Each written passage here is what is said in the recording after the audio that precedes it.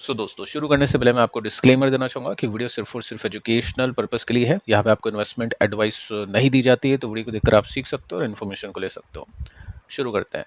देखिए दोस्तों, आज के दिन भी गिरावट है। क्लोजिंग बेसिस पे अगर हम देखें तो 19 पॉइंट्स की मंदी है निफ्टी में। इतनी कुछ खास बड़ी गिरावट नहीं है जितनी कुछ बड़ी गिरावट हम पिछले कुछ 6-7 दिनों में देख चुके हैं। तो गिरावट इतनी कुछ खास नहीं है। तो क्या गिरावट में रुकावट देखने को मिली है निफ्टी में, या फिर टेक्निकली निफ्टी और भी गिरावट को दिखाता है, उसको आगे चल के चेकआउट करते हैं।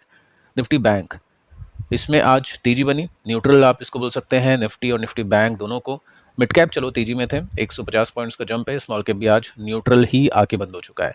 कंपनीज को देखें तो मैक्सिमम जो कंपनीज है ना, उनके स्टॉक्स नीचे ही आके बंद हुए हैं। तो प्राइस एक्शन तो इतना कुछ खास अच्छा नहीं है, ये ट्रबल ही आपको बता रहा है। यानी ठीक है, निफ्टी में गिरावट कम हुई है, लेकिन ऐसा कुछ नहीं है कि यहाँ पे कोई रिवर्सल हुआ है।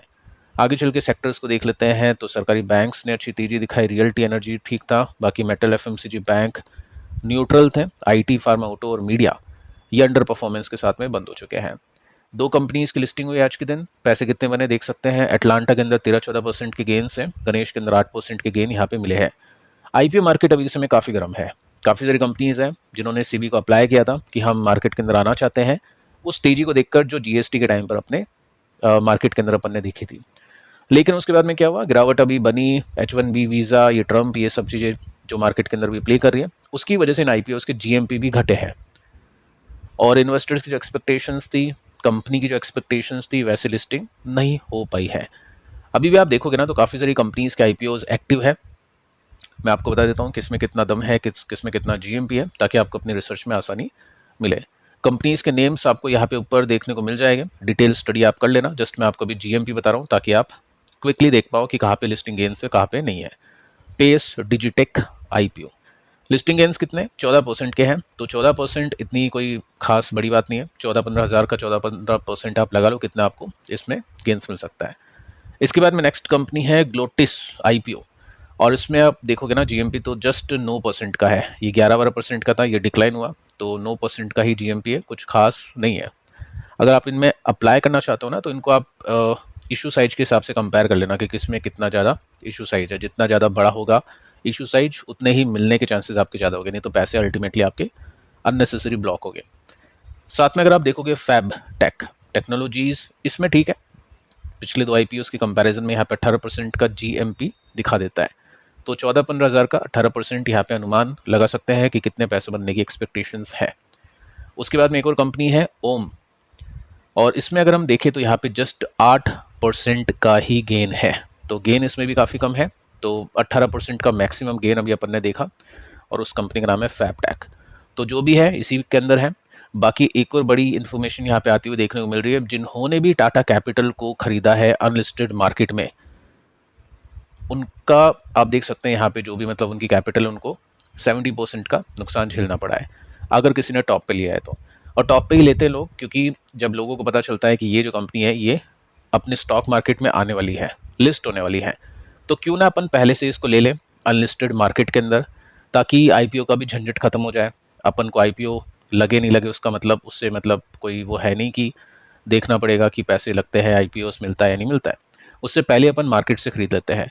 लेकिन दोस्तों अगर ऐसा आप करोगे ना, तो आपको ये देखना है कि जिस प्राइस पर अनलिस्टेड स्टॉक ट्रेड कर रहा है, जरूरी नहीं है कि उसके ऊपर ही जाके इशू प्राइस हो, या उसके ऊपर ही जाके आपको मार्केट के अंदर वो स्टॉक खुलता हुआ देखने को मिले। अभी आप देखोगे जो बड़ी बड़ी कंपनीज हैं, मेन कंपनीज हैं, एचडीबी फाइनेंशियल्स हो गई, अर्बन कंपनी हो गई, ये कंपनी हो गई, काफ़ी सारी कंपनीज हैं जिनमें लेने के देने इन्वेस्टर्स को पड़े हैं। तो अनलिस्टेड जो मार्केट है अभी के समय काफ़ी गर्म है। इन्वेस्टर कोशिश कर रहे हैं कि अनलिस्टेड मार्केट के अंदर खरीदारी करने का मौका मिल चुका है। कुछ प्लेटफॉर्म से जो ऐसी सुविधाएं प्रोवाइड कर रहे हैं, तो उसको लेकर काफ़ी ज़्यादा उत्तेजित हो चुके हैं इन्वेस्टर्स, और नुकसान खाने की कोशिश कर रहे हैं। सो आप देखोगे ना तो यहाँ पे आपको दिखाई देगा कि सबसे ऊपर का जो प्राइस है, जो पीक पर पहुंचा था ये स्टॉक, जिसका नाम है टाटा कैपिटल, ये स्टॉक पहुंच गया था 1125 रुपीज़ तक। लेकिन कंपनी ने क्या किया, कंपनी ने आईपीओ लेकर, कंपनी आने वाली है 310-326 रुपीज़ के प्राइस पे, यानी 1100 रुपये का शेयर नहीं है वो एक्चुअली, वो जस्ट हाइप था अनलिस्टेड मार्केट के अंदर। एक्चुअल वैल्यू कंपनी को ये दिखती है कि हमारा जो शेयर है वो 1100 रुपये की कैपेसिटी या उसके लिए कैपेबल नहीं है। जो असली उसकी वैल्यू है वो 326 रुपीज़ की है। तो आप हमको बस इतना पैसा दे दो और कंपनी के शेयर्स ले लो, एप्लीकेशंस के अंदर अप्लाई कर लो। तो उस वजह से काफ़ी ज़्यादा यहाँ पे गिरावट हमने देखी है। 70% का यहाँ पे लॉस हुआ है इन्वेस्टर्स को, अगर किसी ने इसको लिया है टॉप पे। तो क्या आपके पास में ये है शेयर, या आप लेने की कोशिश कर रहे थे अनलिस्टेड मार्केट में, आप बच गए हो? तो आप कमेंट करके नीचे बता सकते हैं। अब देखिए दोस्तों, अब बात करते हैं मार्केट को लेकर सबसे पहले, और इसके अंदर आप सिंपली नोट कर सकते हैं, यहाँ पे मेंशन कर रखा है कि सेंसेक्स निफ्टी 50 7 दिन तक कंटिन्यूसली गिरा, लेकिन आज के दिन ब्रॉडर मार्केट ने आउट परफॉर्म किया। अब जैसा कि मैं आपको बता चुका था कि जब भी मार्केट गिरता है तो इन्वेस्टर ही सोचता है कि चलो लगाते हैं पैसे, इन्वेस्ट करते हैं। लेकिन राइट स्ट्रैटेजी क्या होती है कि जब भी मार्केट इस तरह से गिरता है, डेली बेसिस पे अपने लो को तोड़ता है, लाल कैंडल बनती है, पैनिक देखने को मिलता है, तो उसका मतलब थोड़ा सा शांति रखना होता है इन्वेस्टर को, कि जो भी बड़े प्लेयर बेच रहे हैं, जिसको भी बेचना है उसको पूरा बेचने दो पहले, जितना गिरना है उसको गिरने दो। उसके बाद में क्या होता है, थोड़ा सा बेस बनना शुरू होता है। मार्केट पहले तो तेजी से गिरेगा, हो सकता है फिर थोड़ा सा कम गिरे, हो सकता है उसके बाद में ऊपर जाए या फिर साइडवेज करें। तो जैसा कि पिछली बार मैंने आपको टेक्निकल्स के अंदर एक एग्जाम्पल दिया था, जो हमने यहाँ पे देखा था कि ये एक बड़ी गिरावट बनी थी मार्केट के अंदर, ये गिरावट बनी थी और ये चली थी। इसके अंदर यहाँ पे आपको नोटिस करने को मिलेगा कि निफ्टी ने यहाँ पे एक बेस बनाया था, 3-5 दिन तक निफ्टी इसी रेंज के अंदर बाउंड था। यहाँ पर भी आप देखोगे ना तो निफ्टी थोड़ा सा रुका था यहाँ पे कंटिन्यूसली, इसमें भी गिरावट थी निफ्टी के अंदर अभी की तरह। तो यहाँ पे थोड़ा सा निफ्टी रुकने की कोशिश कर रहा है। अभी तक ऐसा कुछ नहीं है कि ग्रीन कैंडल बनी है, तेजी में निफ्टी बंद हुआ है, लेकिन स्टिल आप बोल सकते हैं कि जो पिछला लो था उसके नीचे निफ्टी ने क्लोजिंग नहीं दी है। तो यहाँ पे जो भी सेलर्स हैं वो थोड़े से नरम होते हुए देखने को मिल रहे हैं। ठीक है, जितनी भी उनकी बिकवाली करने की कैपेसिटी थी वो थोड़ी सी कम हुई है।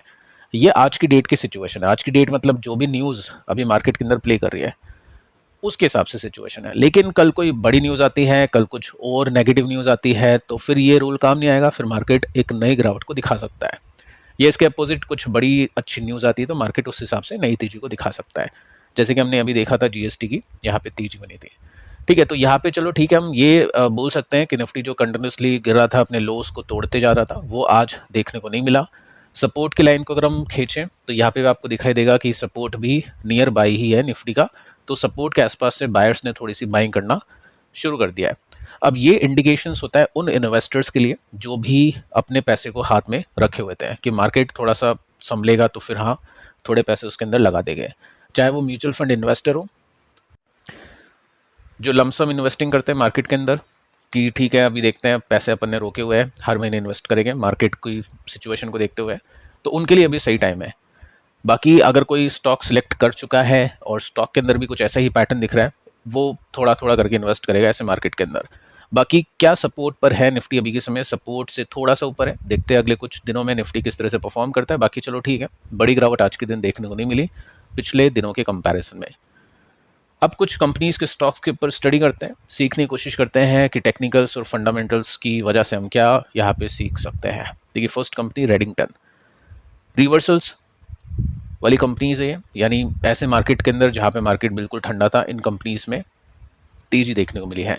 तो बायर्स अभी के समय यहाँ पे इंटरेस्टेड काफ़ी ज़्यादा हो चुके हैं। तो स्टॉक कितना है, 11% के साथ में चला है, 22,000 करोड़ का मार्केट कैप है, 14 का पी है। अब ये 14 का पी देखकर एक्साइट होने की आवश्यकता इन्वेस्टर को नहीं है। वैल्यूएशन देखो, साथ में ग्रोथ देखो। अगर ग्रोथ बहुत अच्छी है, कंपनी का प्रॉफिट 20-30% सालाना बढ़ता है और ऐसा पी मिल रहा है, तो वो तो मतलब बहुत ही अंडर वैल्यूड स्टॉक है। बट अनफॉर्चुनेटली वो कंपनीज आपको मार्केट के अंदर मिलेगी नहीं, आप चाहे कितना भी ढूंढ लो, क्योंकि ऐसी कंपनीज मार्केट पहले से ही उठा लेता है और उनकी वैल्यूएशन ज़्यादा कर लेता है। अगर आपको मिल रही है तो उसका मतलब उसके अंदर कुछ ना कुछ खोट है, कुछ ना कुछ दिक्कत है, जो मार्केट को तो पता है पर आपको नहीं पता है। तो कहने का मतलब यह है कि ग्रोथ इसमें थोड़ी सी स्लो है। यहाँ पे जो तेजी बनी है वो टेक्निकली तेजी बनी है। टेक्निकल जो ट्रेडर है, इन्वेस्टर है, वो ऐसी तेजी को कैप्चर करने की कोशिश करते हैं। 16% चला था जब बातचीत हमने की थी कि बिगेस्ट गेन है सिंगल डे का 2021 से लेकर अभी तक का, और उसके पीछे का रीज़न है आईफोन 17, क्योंकि ये आईफोन 17 को डिस्ट्रीब्यूट करेगी। आईफोन और ऐसी काफ़ी सारी कंपनीज़ का ये डिस्ट्रीब्यूटर है इंडिया के अंदर सबसे बड़ा। आईफोन जो भी आप खरीदोगे हो सकता है रेडिंगटन के थ्रू ही आपके पास में वो आए। सो यहाँ पे हमने देखा एक अच्छी तेजी, अच्छा ब्रेकआउट बना, उसके बाद में मार्केट ख़राब परफॉर्म किया तो स्टॉक भी नीचे गिरा, लेकिन वापस से एक जैसे ही मार्केट में थोड़ा सा कम सेलिंग प्रेशर देखने को मिला, स्टॉक में बड़ी बाइंग हो गई।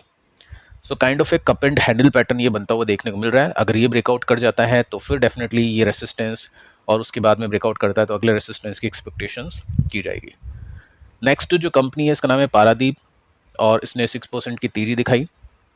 इसके अंदर भी अभी पिछले कुछ टाइम में अच्छे रिवर्सल्स देखने को मिले थे। देखिए दोस्तों, मार्केट कैप कंपनी का है 15,000 करोड़ का, 19 का पी रेशो है। वैल्यूएशन कम होती है ऐसी फर्टिलाइजर और इस तरह की जो भी कंपनीज होती है उनकी। और इसके अंदर भी एक सिग्नल मिला था पिछले कुछ टाइम में, जो अगर आपने देखा होगा तो यहाँ पे आपको पता होगा कि अच्छे वॉल्यूम के साथ में स्टॉक ने एक रिवर्सल दिया था, गिरावट, उसके बाद में यहाँ पे गिरावट के अंदर रुकावट, उसके बाद में एक रिवर्सल देखने को मिला था। उसके बाद में क्या हुआ, मार्केट ने अंडर परफॉर्म किया तो स्टॉक ने भी अंडर परफॉर्म किया, लेकिन अपने रेसिस्टेंस को तोड़ा नहीं, जो कि एक अच्छा सिग्नल है, एक बुलिश सिग्नल है ऐसे बैरिश मार्केट के अंदर। और उसके बाद भी आज अच्छी तेजी यहाँ पे बनी है। सो अब रेसिस्टेंस के बीच में कितना गैप है वो इन्वेस्टर देखेगा। तो फिलहाल गैप बचा है 20% का और अच्छे वॉल्यूम के साथ में स्टॉक बढ़ना शुरू कर चुका है। इसके बाद में थर्ड कंपनी है अनंत राज। फिलहाल इसका राज चल रहा है मार्केट के अंदर। पिछले कुछ दिनों से हम देख पा रहे हैं अच्छी खासी तेजी यहाँ पे बन रही है, 4% का जंप इसमें आप नोटिस कर सकते हैं। अब इसकी वैल्यूएशन थोड़ी सी एक्सपेंसिव होती जा रही है, 52 का पी रेशो है। पहले ये 40 की रेंज के अंदर था, अब ये 50 की रेंज के अंदर आ चुका है। 24,000 करोड़ का मार्केट कैप है। अभी देखिए, परसों मैंने एक न्यूज़ आपको दी थी इस कंपनी को लेकर 27 तारीख को, जिसके अंदर कंपनी ने एम किया था डेटा सेंटर के बिजनेस को ग्रो करने का $1 बिलियन तक फाइनेंशियल ईयर 31-32 से पहले पहले। तो टाइम काफ़ी लंबा है, लेकिन ठीक है। अभी भी आप देखोगे तो डेटा सेंटर वाली जो कंपनीज़ हैं उनको अच्छी वैल्यूएशन मिल रही है। जो भी कंपनी इस सेक्टर में एक्सपेंड कर रही है, मार्केट अभी उसके लिए काफ़ी ज़्यादा इंटरेस्टेड दिखाई दे रहा है। साथ में सरकार भी कंसिडर कर रही है कि 20 साल तक टैक्स को लेकर छूट दी जाए डेटा सेंटर की कंपनीज़ को। तो इसमें भी अच्छी खासी तेजी बन रही है। मार्केट अभी बैरिश है, लेकिन स्टॉक अभी काफ़ी बुलिश देखने को मिल रहा है। जैसे ही मार्केट कम गिरता है, स्टॉक के अंदर अच्छी तेजी होती है, जो कि इंडिकेशन है बुलिशनेस का। तो जब भी आप कोई बुलिश कंपनी देखना चाहते हैं तो इस तरह की रिसर्च आप उन कंपनीज़ के ऊपर कर सकते हैं। अभी इसमें गैप कितना है उसको देखते हैं। सो यहाँ से ऑल टाइम हाई के बीच में 34-35% का गैप है, जो कि काफ़ी अच्छा गैप देखने को मिल जाता है। इसके बाद में अगली कंपनी है विनाती ऑर्गेनिक्स। इंटरेस्टिंग पैटर्न आज इसमें देखने को मिला, 2% की तेजी तो है, लेकिन ओपन मार्केट के अंदर एकदम से ये शूट अप हुआ था, यहाँ से आप देख पा रहे हैं। तो ऐसा जब भी होता है ना, तो अपन देखेंगे वॉल्यूम कैसे है, उसके हिसाब से अपन डिस्कशन करेंगे। तो मैं आपको जस्ट यहाँ पे दिखा देता हूँ। पहले इसका मार्केट कैप है 18,000 करोड़ का, वैल्यूएशन इसकी 42 का पी रेशो है। क्या वॉल्यूम अच्छे है क्या, तो वॉल्यूम इतने तो अच्छे नहीं है कि मतलब बहुत ही एक्स्ट्रा ऑर्डिनरी हो। ऐसे वॉल्यूम यहाँ पे भी थे, लेकिन उसके बाद में कोई अच्छी तेजी बनी नहीं, ठीक है, यहाँ पे भी थे। तो इसको रेगुलर वॉल्यूम बोलूँगा। जब भी ओपन मार्केट के अंदर अपन जो भी प्राइस चल रहा है उसको बाय करने की ऑर्डर डालते हैं तो स्टॉक एकदम से ऊपर चल जाता है। तो मुझे लग रहा है वही यहाँ पे हुआ होगा, किसी ने बड़ी क्वांटिटी के अंदर बाय किया बिना ऑर्डर के, तो उस वजह से स्टॉक ऊपर चला गया। ब्रेकआउट है क्या, हाँ टेक्निकली ब्रेकआउट तो इसमें थोड़ा सा देखने को मिल जाता है। स्टॉक यहाँ पे रुका, साइडवेज कर रहा है। अगर ये थोड़ा सा ऊपर सस्टेन करता है तो डेफिनेटली अपने रेसिस्टेंस को हिट करने की कोशिश करने वाला है, जो कि ज़्यादा गेन है नहीं, 14% के आसपास का गेन इसमें देखने को मिल रहा है।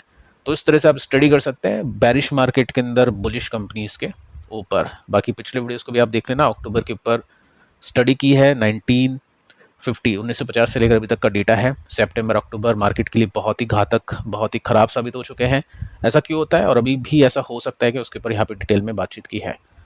मिलते हैं नेक्स्ट वीडियो में, तब तक के लिए बाय बाय।